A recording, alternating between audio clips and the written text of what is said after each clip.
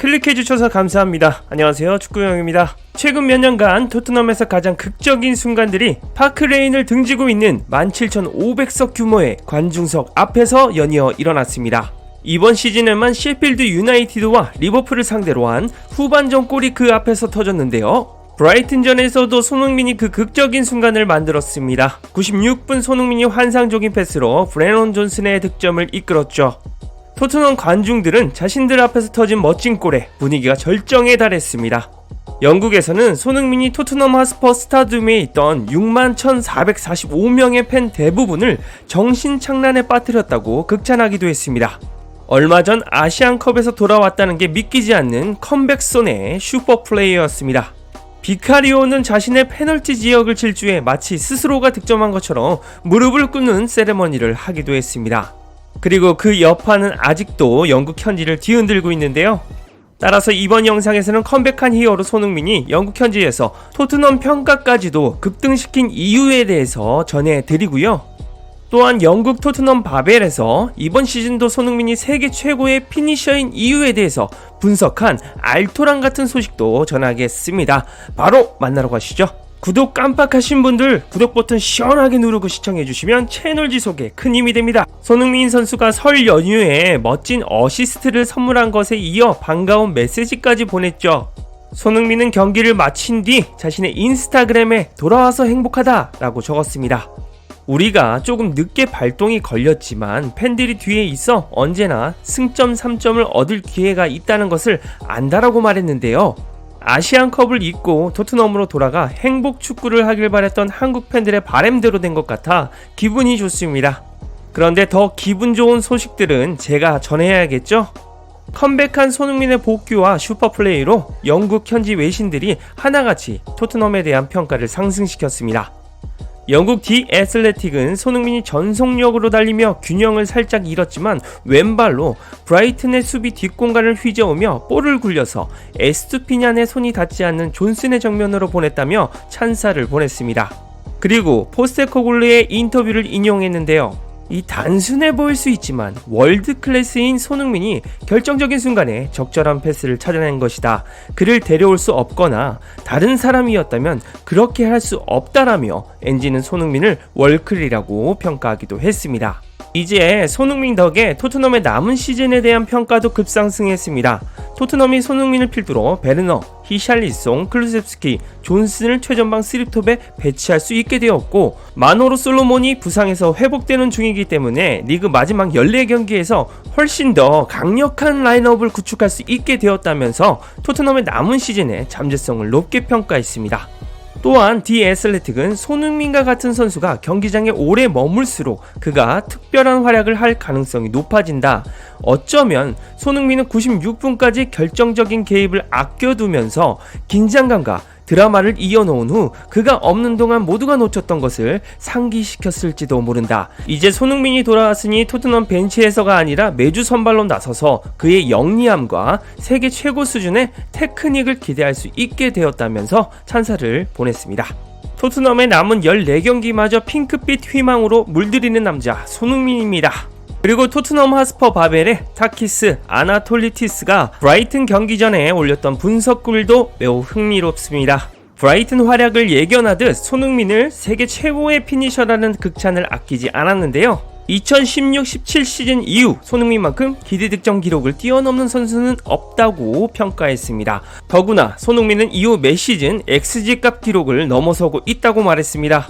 6야드짜리 박스 탭인부터 1대1, 25야드짜리 컬링 스크리머, 푸스카스 스상까지 왼발이든 오른발이든 스트라이커 레퍼토리를 구사하는 건 그야말로 독보적이라는 평가입니다. 그렇다면 왜 손흥민은 지난 2년 동안 홀란드만큼 많은 골을 넣지 못했을까라는 질문도 던졌습니다. 자, 손흥민이 세계 최고의 피니셔인 첫 번째 이유로 소속팀의 차이를 지적했습니다. 가르디올라의 맨체스터 시티에서 뛰고 포스트들 사이에 숨어 있는 것만으로도 정기적이고 건강한 득점 기회를 제공하기에 충분하다고 말하는 것은 틀린 말이 아니라고 주장했습니다. 이번 시즌 홀란드는 17.41 기대 득점 값에서 14골을 넣으며 기대 이하의 성과를 보였다고 지적합니다. 통계적으로 홀란드는 약간 평균을 상회하는 피니셔라는 것이죠. 대조적으로 손흥민은 지난 시즌 대부분을 부상을 짊어지고 회복했을 뿐만 아니라 해리 케인을 도우는 데 주로 맞춰져 있는 측면에 있었습니다. 그러나 골든부츠 수상 시즌에 손흥민은 16.99의 기대 득점에서 23골을 넣었고 이는 35.3%의 초과 성적을 나타낸다고 주장했습니다. 손흥민이 세계 최고의 피니셔인 두 번째 이유는 손흥민의 일관성을 꼽았습니다.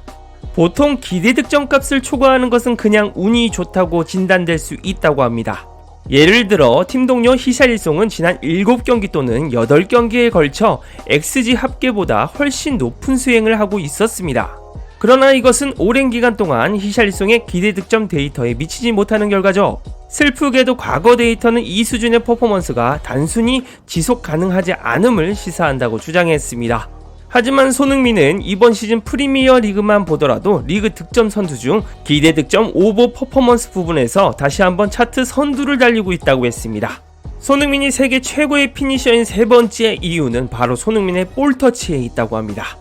손흥민이 득점을 성공적으로 시도하기 전에 가한 평균 터치 횟수는 단 1.17회에 불과하다고 합니다. 게다가 이번 시즌 엔지 감독 아래에서만 초점을 맞추면 이 수치는 단지 0.58회로 확 떨어진다고 하는데요. 손흥민은 정말 간결한 볼터치 한 방으로 득점을 뽑아낼 수 있는 월드 클래스 피니셔라는 의미가 됩니다.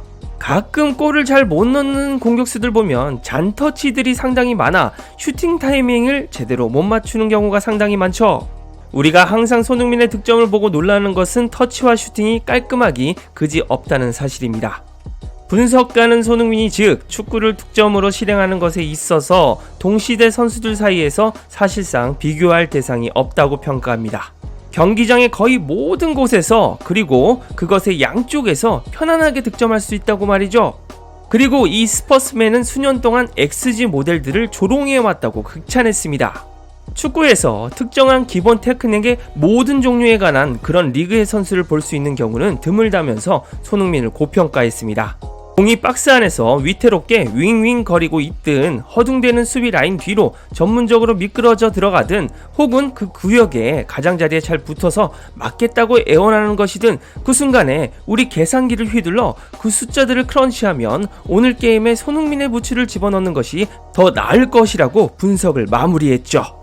자, 엔지 감독은 브라이튼전 승리 후 손흥민이 뛰는 국가가 그에게 불리했을 수도 있지만 난 손흥민이 월드클래스 수준의 선수라고 생각한다. 세계에서 가장 터프한 리그인 프리미어 리그에서 손흥민의 기록을 보면 골에 대한 기여는 팀이 어떤 일을 겪든 상관없이 언제나 상위권에 있었다고 말했습니다. 오늘 소개한 바벨의 분석과 일맥상통하는 인터뷰죠. 축구용 믿음이 가시죠? 손흥민이 유럽이나 브라질, 아르헨티나 선수였다면 지금 손흥민에 대한 평가는 상상할 수 없는 위치일 겁니다.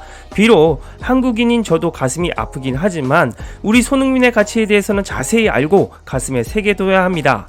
그래서 이번 시즌 남은 경기에서 손흥민의 활약상을 기대하며 오늘 영상을 만들었고 여러분들께서도 논리적으로 그리고 통계적으로 납득하셨을 거라 생각합니다. 설 연휴 행복하게 마무리하시길 빌겠습니다. 이상 축구용이었습니다. 구독과 좋아요 알림 설정 눌러주시면 빠르고 정확한 소식과 분석으로 보답하겠습니다.